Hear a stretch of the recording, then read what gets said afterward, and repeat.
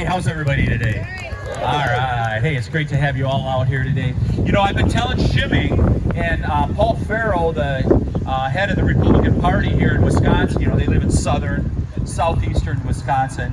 And I said, you know, if you guys could just break even, those of us in Marathon County in the 7th Congressional District, we'll take care of the rest, right? Absolutely. We will get it done here.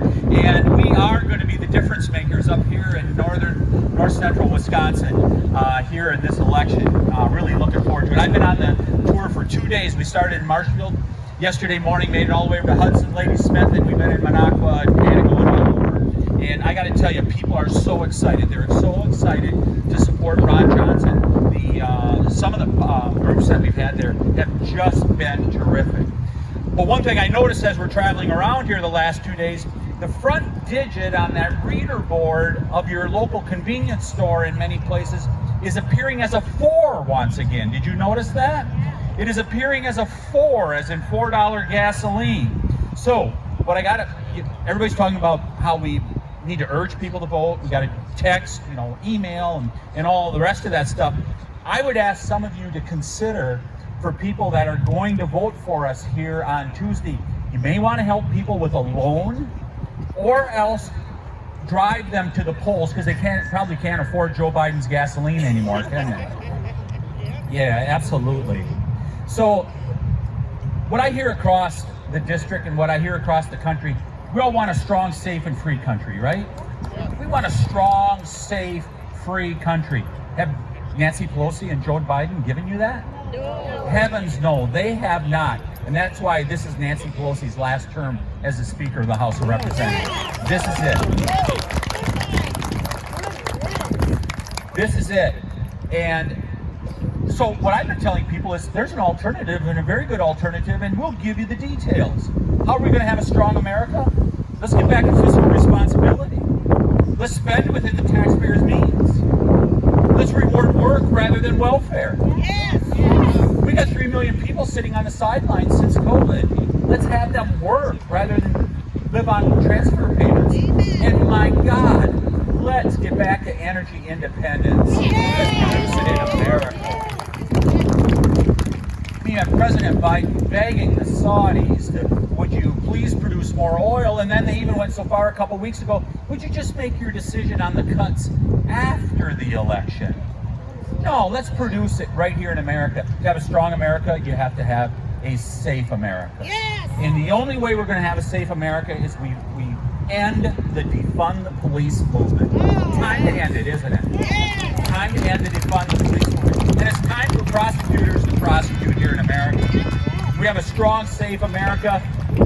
In order to have that, we have to have a free America. And here's one of our freedom fighters. Stand up for Ron Johnson.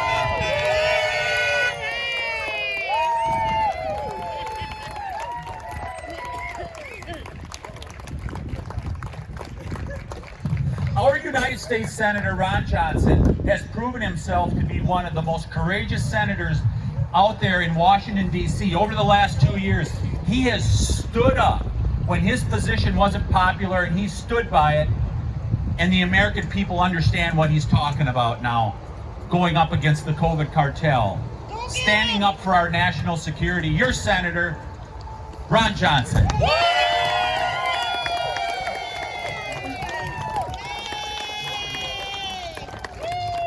Well, thank you, Tom.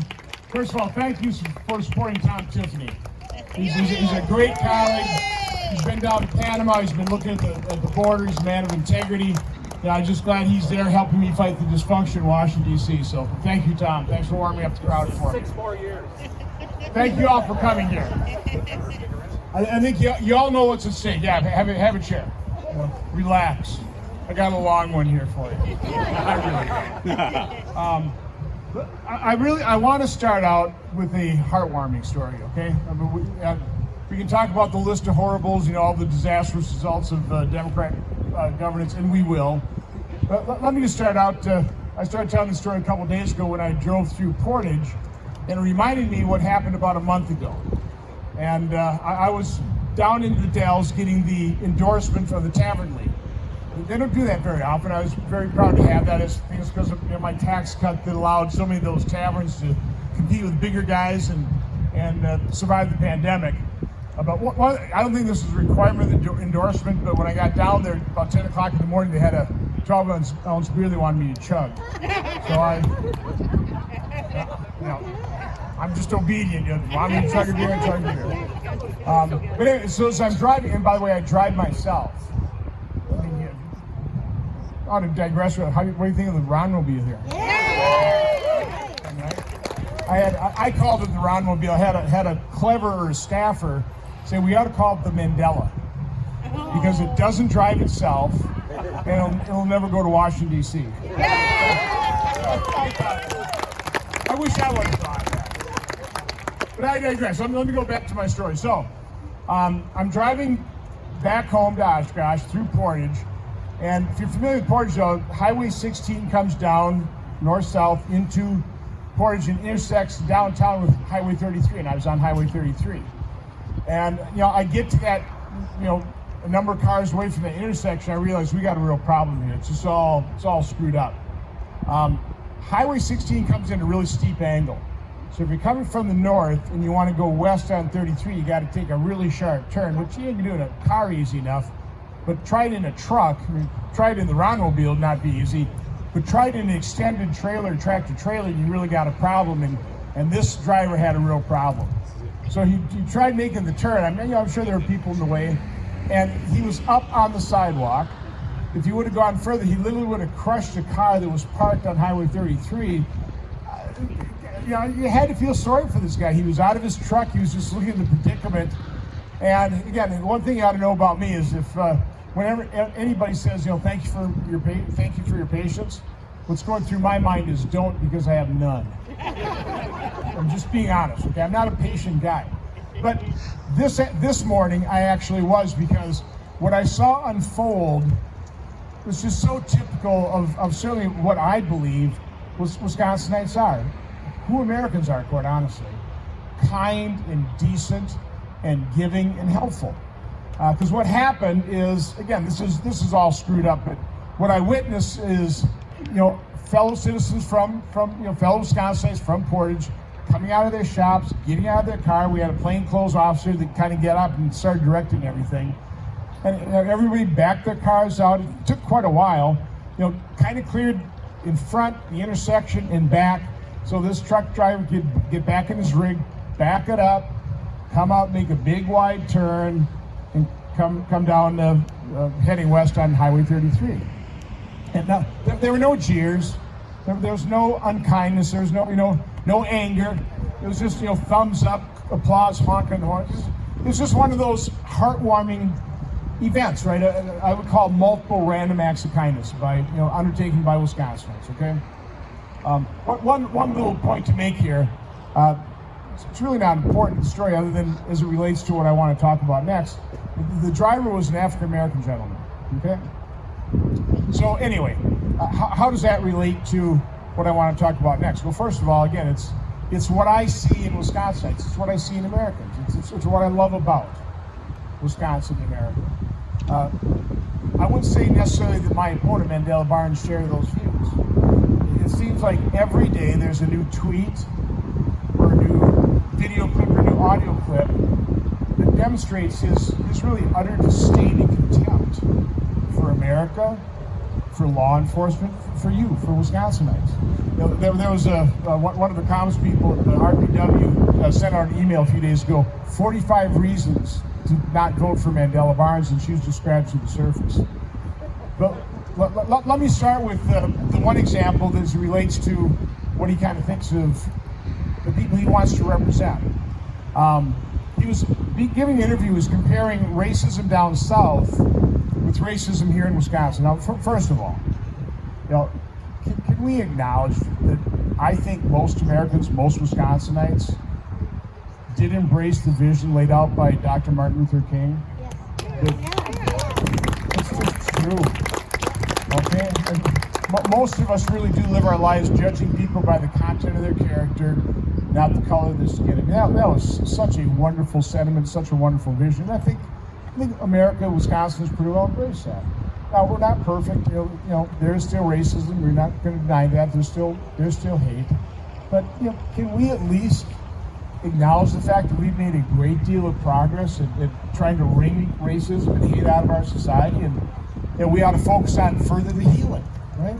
Well, let's not exacerbate it. Let's not exacerbate the divide. Well, that's not what Lieutenant Governor Barnes wants to do, because in that interview he said racism in Wisconsin is actually scarier because we've institutionalized it here in Wisconsin.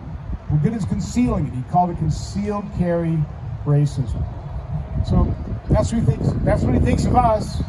A bunch of citizens that's institutionalized racism, or we're just really good at concealing. I don't know. Why would he want to represent a bunch of people who've done that? Do we want him representing us? No! I kind of knew the answer there. We've got a famous clip of him talking about the founding of America. He said, the founding of this nation, awful. I'm here doing this job. You're here listening to me do this job because we think the founding of this nation was a marvel. It was a crowning achievement. It was a crowning achievement in terms of mankind's self-governance. We're not a perfect country, but we're good people. And we've been a phenomenal force for good in the world. And when America is weak, the world is a more dangerous place, and that's just a fact. That's why, world leaders that I talk to, they may not say this publicly, but they don't like to see a weak America because they realize that we're a good nation and we help secure the peace. Ronald Reagan said, "You achieve peace with strength," and he was right. If you look at every policy that the Biden administration has enacted, the Democrats have cooperated in getting passed, whether it's the 40-year high inflation, crushing seniors, $1 you held at the start of this Biden administration is only worth 88.3 cents, and that's before the market devaluation of their recession. Record gas prices, purposely driven higher, because President Biden said he wanted to end fossil fuels. I mean, what reality is he living in? What planet is he on? 80% of America's economy is powered by fossil fuel. That's not going to change anytime soon. Out of control crime. Skyrocketing crime. All of these things, an open border, flooded deadly drugs, all of these things have weakened this country. We need to strengthen this country. Yep. We need to defeat these people. Yep. They need to be stopped in terms of what they're trying to do. So let me just go on to what his attitude is toward law enforcement. He dishonestly denies wanting to defund police, but he's supported by all the leading groups that are leading that effort. And he has learned how to use the code words, though. He wants to reallocate overbloated police budgets. He says that it pains him to see a fully funded police budget. And probably his most egregious offense against police officers is the fact that he went on Russia Today. It's called RT now. They're trying to hide that. Russia Today, Vladimir Putin, war criminal Vladimir Putin's propaganda channel, 6 times as a Wisconsin state legislator, representing us.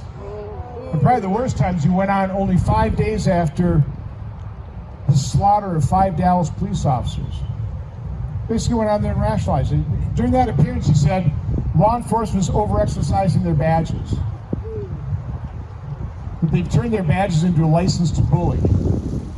Then he rationalized that slaughter by saying, well, it's probably a retaliatory action because police just aren't reforming their methods the way Mandela Barnes wants them to. I don't know. I think that appearance alone ought to disqualify him from being a senator. I agree. And certainly representing us. He's not the only Democrat leader, or somebody who wants to be a Democrat leader, that expresses, let's put it this way, not full love and appreciation for this country. President Obama was just in here a couple days ago stumping for Tony Evers and Mandela Barnes. And I'd read the story. I hadn't heard the clip till I was on a TV show, and they played the clip for me of him, falsely attacking my family, my children, me. But what struck me, if that wasn't galling enough, what struck me is how angry he was. He was just viscerally angry. And President Biden was the first one that I remember hearing say that as a candidate, he was going to fundamentally transform America. President Biden parroted those same words. And I do ask people, think about this, do you even like, much less love something you want to fundamentally transform? The analogy I use, wake up, look at my wife, Jane, I love you, and I'm going to change everything about you. You need a little fundamental transformation. It's an obvious, so no, if you want to fundamentally transform something, you're not particularly in love with it, right? You don't really like it, okay? But that's who these people are. By the way, Mandela Barnes isn't the only one that disdains folks like you. President Biden called you semi-fascists, potential domestic terrorists. Hillary Clinton called you the deplorables. And President Obama also talked about those people that cling to their guns and religion. Mandela Barnes had a similar comment. He literally compared those of us that use God, country, guns rhetoric are just as bad as ISIS terrorists. So, again, I don't quite get it. I mean, I don't know why you can't take a look at America and understand really how rare and precious this country is, what it has to offer. I mean, the level of affluence, the prosperity, the level of liberty and freedom that we have. I mean, this is something pretty rare in human history. How can you not appreciate that? Until you realize what happened in the 60s when the radical left took over our university systems. And so they controlled, in particular, two key colleges, College of Education and of Journalism. I saw a pretty depressing video that was tweeted. It was of a classroom saying the Pledge of Allegiance. You say, well, how could that be depressing? Well, there are only about 5 or 6 of the probably late middle schooler or early high schoolers that are actually standing to say the pledge. The rest of them were just sitting at their desk doing something. A poll was conducted about a year ago, and it just asked a simple question nationwide: how much do you love this country? I guess the good news is every group, no matter how they slice and dice it, at least had a majority of people that love this country, except for one group: young people. So I can pretty well guarantee you that those young people weren't delivered into this land of plenty, this land of unlimited opportunity, of affluence, not liking America. That was taught to them. That was indoctrinated into them. That's a real problem. That has to stop. That has to be fixed. But it kind of helps explain how we've got Democrat leaders who don't particularly like this country, that are hostile to law enforcement. They're learning it. They're being taught this. They're being indoctrinated with it. And of course, the other reason is the other college is the College of Journalism. They're not graduating journalists anymore. They're advocates. They're advocates for the left. It's obvious, isn't it? It's maybe not to them, but it's pretty obvious to those of us who they don't interview us anymore. They argue with us. It's all slanted toward the left. So, our founders realized that our nation depended on an educated and moral population. We stopped teaching morals and values, and what education we're offering now is we're indoctrinating, again, with transgenderism, CRT, 1619 Project. So it's really not a mystery in terms of why we're at this hinge point in history. Why, all of us are obviously concerned about that list of horribles. I mean, the inflation crushing our pocketbooks, can't fill up our tank, can't fill up our grocery cart. But as I'm traveling around, what people are more concerned about is just the fact that we're losing the country. That's what people are concerned about. So this is an important election. And I think what all of us have been asking you is what I heard Mark Levin ask his audience about a week ago. So I don't care what you did in 2020, whether you did a lot, whether you did a little, I'm asking you to do more. Personally, I'm asking you to do a lot more. Because the difference in the parties is pretty dramatic, isn't it? I mean, you got their lead. I'm talking about their leaders now. They don't particularly like this country versus those of us who truly love it, that appreciate it. As President Obama said, you didn't build this. Yeah, we did. Okay, we really did. He doesn't understand that. The left thinks big government's the solution. I'm there. Tom's there. It's not the solution. Big government causes and exacerbates problems. Right now, it's mortgaging all of our futures, but particularly our kids and grandkids. So that's not the solution. That's a big difference. We know that you made this country great. Because you get up every day, just a simple act of getting up, going to work and contributing, or staying home and raising a family, or doing what you do at home. And you're the folks who made this country great. But you all use that one essential ingredient: freedom. It's what more than 1 million of our fellow citizens.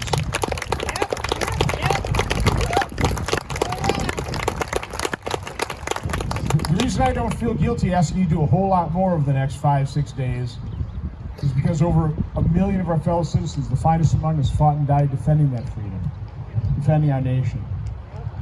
So what I'm asking you to do is, if you took 6 people to the polls last time, take a dozen, take 2 dozen. If you talk to 10 of your friends, family members, your neighbors, talk to 100.